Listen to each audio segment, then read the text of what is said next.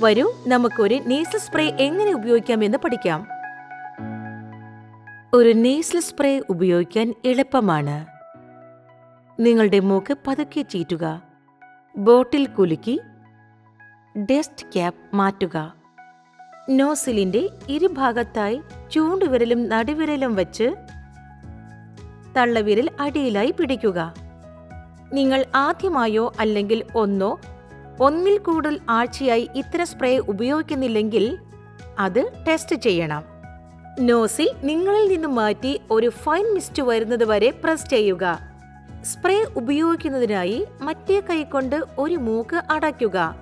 തല താഴ്ത്തി നോസിലിന്റെ അറ്റം മറ്റേ മൂക്കിൽ തിരുകുക. മൂക്കിന്റെ മധ്യഭാഗത്തേക്ക് വരാതെ കണ്ണിന്റെ മൂലയിലേക്ക് വരത്തക്ക രീതിയിൽ വയ്ക്കുക. ഇങ്ങനെ ചെയ്യുമ്പോൾ മൂക്കിൽ നിന്നും രക്തം വരുന്നത് തടയാൻ സാധിക്കും. ആ മൂക്കിലൂടെ ശ്വാസം വലിച്ച് നോസിൽ അമർത്തി സ്പ്രേ ചെയ്യുക. വായിലൂടെ ശ്വാസം പുറത്തുവിടുക. രണ്ടാമത്തെ ഡോസ് പറഞ്ഞിട്ടുണ്ടെങ്കിൽ മേൽപ്പറഞ്ഞ രീതികളെല്ലാം ആവർത്തിക്കുക. ഒരു നോസ്ട്രിൽ ക്ലോസ് ചെയ്യുക. നോസിൽ ഇൻസേർട്ട് ചെയ്യുക. ശ്വാസം എടുക്കുമ്പോൾ പ്രസ് ചെയ്യുക. വായിൽ കൂടെ ശ്വാസം വിടുക. ഒരു മൂക്കിലെ കാര്യങ്ങൾ പൂർത്തിയായാൽ സ്പ്രേ മറ്റേ മൂക്കിൽ വെച്ച് ഇതേ പ്രക്രിയ ആവർത്തിക്കുക. നിങ്ങൾ വിജയകരമായി സ്പ്രേ ഉപയോഗിച്ചിരിക്കുന്നു.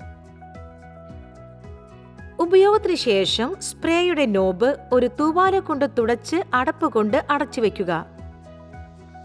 നേസൽ സ്പ്രേ ഡോക്ടറുടെ ശുപാർശ പ്രകാരം ഉപയോഗിക്കുക. അധിക ഡോസ് എടുക്കരുത്. നേസൽ സ്പ്രേ കുട്ടികളിൽ നിന്നും ദൂരെ വയ്ക്കുക. 30 ഡിഗ്രി സെൽഷ്യസിൽ താഴെയായി സൂക്ഷിക്കുക. മരുന്ന് തൊണ്ടയിലേക്ക് ഇറങ്ങുന്ന തരത്തിൽ ഡീപ് ബ്രീത്തിങ് ചെയ്യരുത്. കാരണം അത് ഫലപ്രദമോ സുഖകരമോ ആയിരിക്കില്ല.